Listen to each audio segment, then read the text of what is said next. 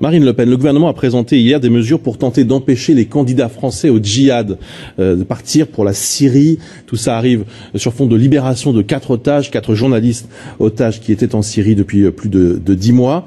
Qu'est-ce qu'il faut faire selon vous pour endiguer ce flot de départ? On parle de plusieurs centaines de très jeunes personnes. D'abord, ce qui est sûr, c'est que c'est pas en mettant en place des cellules psychologiques qu'on réglera ce problème. Parce que cette proposition est en même temps dérisoire et presque indécente.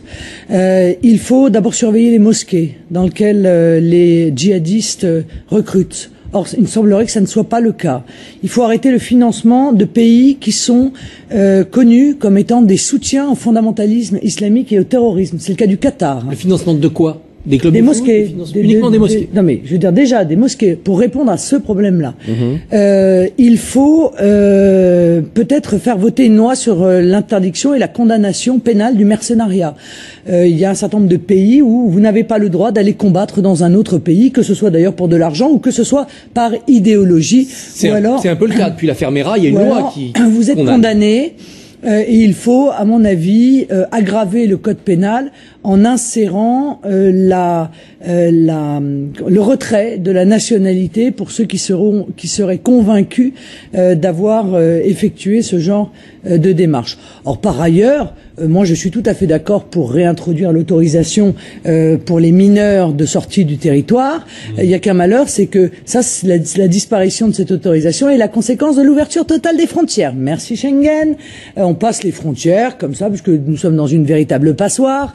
Et donc, dans ce domaine-là, on en subit les conséquences. A changé d'avis sur le conflit en Syrie. Ah non, je n'ai pas changé d'avis, non, même malgré l'annonce chaque jour d'ailleurs me donne raison.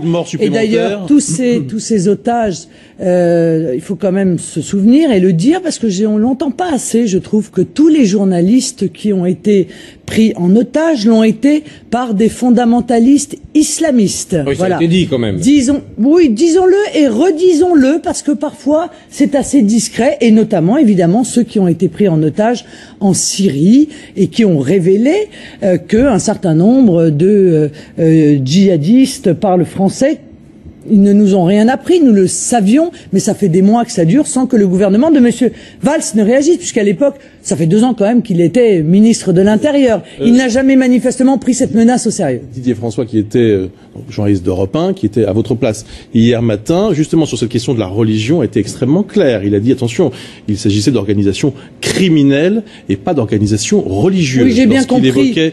J'ai bien compris. Ces ravisseurs. Oui, j'ai bien compris que dans le politiquement correct aujourd'hui, il est imposé de parler de terroristes et de ne pas parler de fondamentalistes islamistes. Et pourtant, moi, je dis la vérité. Parce que les Français ont besoin de connaître la vérité. La vérité, c'est que ce sont des fondamentalistes islamistes, violents, dont certains se comportent de manière véritablement barbare. Et les images qui ont été diffusées sur une chaîne concurrente il y a quelques jours de djihadistes français tractant des cadavres derrière leur 4x4 le démontrent si besoin était.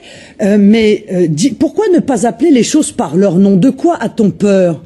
De quoi a-t-on peur? Car personne ne fait d'amalgame entre les musulmans et les fondamentalistes islamistes. Mais à force de ne pas les décrire tels qu'ils sont, eh bien, on ne s'attaque pas à la réalité du problème. Alors, ces otages libérés en fin de semaine dernière ont été libérés barbus et ils se sont rasés avant de revenir en France. Oh, alors, vous aviez critiqué les barbes des otages libérés en Afrique. Est-ce que vous regrettez d'avoir fait ça à l'époque? Et d'avoir dit, oh là là, ils sont barbus, est-ce qu'ils n'ont pas été endoctrinés? Non, mais je n'ai absolument aucun regret. Surtout pas quand je réponds franchement aux questions que l'on me pose. Je dois à peu près être une des seules dans la vie politique française qui a cette franchise et cette liberté de parole, et j'entends bien la garder, même si ça vous dérange. Et vous pensez quand il y a des otages, le ravisseur essaye de les endoctriner pour nous les renvoyer, si j'ose dire, formés?